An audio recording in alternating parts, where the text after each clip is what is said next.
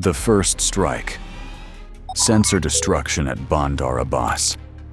At 1,500 miles per hour, the AGM-88 Harm hits the Iranian search radar at Bandar Abbas. There is no reaction window. The fragmentation warhead shreds the sensor array in 0.4 seconds. The primary dish is still spinning from kinetic force when a second AGM-88 follows the residual heat trail and vaporizes the hardened facility. That's not the attack. That's the condition that makes the attack possible.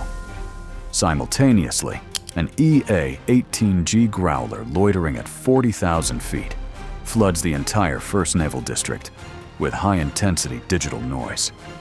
Iran's radar network doesn't go dark gradually. It gets erased. And while Iranian commanders are still diagnosing why their screens went silent, the jump lights inside a lead C-17 Globemaster III flash from red to green. The first wave of the 82nd Airborne pours out into the night. The 18-hour clock 82nd Airborne vertical envelopment. There is a psychological clock every IRGC commander knows exists, but cannot stop. From the moment an order leaves the Oval Office, the 82nd Airborne Division can place thousands of paratroopers over any coordinate on the planet within 18 hours. As of March 2026, that clock has hit 0. Inside each C-17, 2,000 soldiers are packed in modular formations, with gear checked and rechecked.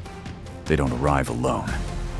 Light armored vehicles, air deployable artillery, integrated logistical support.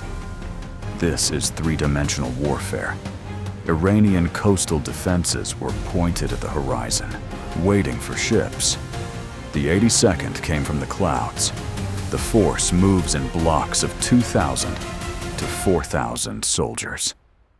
One blink from the enemy, and a full combat brigade is on the ground. So a second blink, and the entire division, 18,000 troops, is operational. The vertical envelopment exploits exactly one thing: the gap between what Iran prepared for and what actually arrived. The architecture of silence. E-2D Advanced Hawkeye holding. All of this together from above is the E-2D Advanced Hawkeye, patrolling at 25,000 feet. Its AN/APY-9 radar covers over 310 miles. Positioned over Washington, D.C., it could track every vehicle moving through New York City simultaneously. It is not a surveillance platform. It is the central nervous system of the entire theater. Its high-speed data link assigns targets to assets across the kill web in real time. When an Iranian Fateh 110 ballistic missile is detected during its boost phase, the Hawkeye automatically feeds telemetry to an Arleigh Burke-class destroyer in the Gulf and a THAAD battery at Prince Sultan Air Base. The system selects the most efficient interceptor based on time to impact and probability of kill. No radio calls, no human bottleneck. Sequence logic. To protect incoming transport aircraft, the Hawkeye coordinates with the EA-18G Growler to perform active masking. The Growler identifies the exact frequencies used by Iranian SAM batteries, including the S-300, then fires concentrated energy bursts at those frequencies, carving a dead zone in Iranian radar coverage. The B-2 Spirit moves through that dead zone, undetected. The B-2 Spirit and the G. B, U-31, clearing the descent path and on. B-2 Spirit is the slowest asset in the air. It is also the most consequential at this stage. It carries GBU-31, JDAM satellite-guided bombs, each pre-programmed to hit a specific bunker vent or radar array. By the time 82nd Airborne paratroopers reach 1,000 feet, the primary threats to their descent have already been destroyed. The B-2 didn't react to the defense, it preceded it. This is what the IRGC failed to account for. Every defensive layer Iran could bring to bear was neutralized before the asset it was meant to stop arrived. Observe, orient, decide, act. The OODA loop only functions if you have time to complete it. Iran did not. By the time any commander could issue a response, the sequence had already moved past the point where that response was relevant. Karg Island, the 31st MEU, and the amphibious assault. While the 82nd secures islands across the Gulf, the amphibious element targets the most economically critical piece of real estate in the theater. Karg Island, a 12-square-mile rock that accounts for 90% of Iran's oil export revenue. If the 82nd Airborne is the cork in the bottle, Karg is the bottle itself. The assault is led by the USS Tripoli, an America-class amphibious assault ship, carrying the 31st Marine Expeditionary Unit, 2,500 Marines specialized in island seizure. They deploy via MV-22 Osprey, combining helicopter vertical takeoff with fixed-wing cruise speed. Launch point, over 100 miles offshore, beyond the range of Iranian coastal artillery. Transit time, minutes. The H-1Z Viper provides fire support. Its M197 20mm cannon suppresses IRGC ground troops, while AGM-114 Hellfire missiles eliminate armored vehicles and hardened storage. LCA-C hovercraft follow, each capable of carrying an M1A1 Abrams tank across water at 40 miles per hour and transitioning directly onto the beach. The LCA-C expands viable landing zones from 15% to 70% of the world's coastlines. Iran cannot predict the entry point. That forces their defenders to spread across the entire island. Spread thin. That's the trap. The 31st MEU concentrates armor at one specific target: the desalination plants. Karg has no natural fresh water. The entire island runs on desalination to keep personnel alive. Secure those plants and the electrical grid, and the strategic calculus becomes simple. Stay and fight without water, or surrender and live.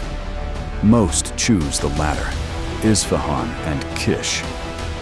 Island Delta Force, Night Stalkers, SEAL Team. 200 miles inland, a separate and far more sensitive operation is running. The target is Isfahan, where over 440 pounds of uranium enriched to 60% purity is stored. This is not a strike mission. It is an extraction. Delta Force inserts via the 160th Special Operations Aviation Regiment, the Night Stalkers, aboard MH-47G Chinooks, modified with terrain-following radar and mid-air refueling probes. They fly nap-of-the-earth profiles, sometimes below 50 feet above the desert floor, threading under the radar lobes of Iran's internal defense network. On the ground, Delta uses specialized shielding containers to secure the stockpiles. Every second of their timeline is sequenced against the broader operation. Simultaneously, SEAL Team 6 conducts a maritime raid on underground missile bases at Kish Island. Underwater delivery vehicles. Undetected approach. C4 demolition charges planted on the intake vents of underground hangars. If the IRGC attempts a retaliatory ballistic launch, while Delta is at Isfahan, the SEALs detonate.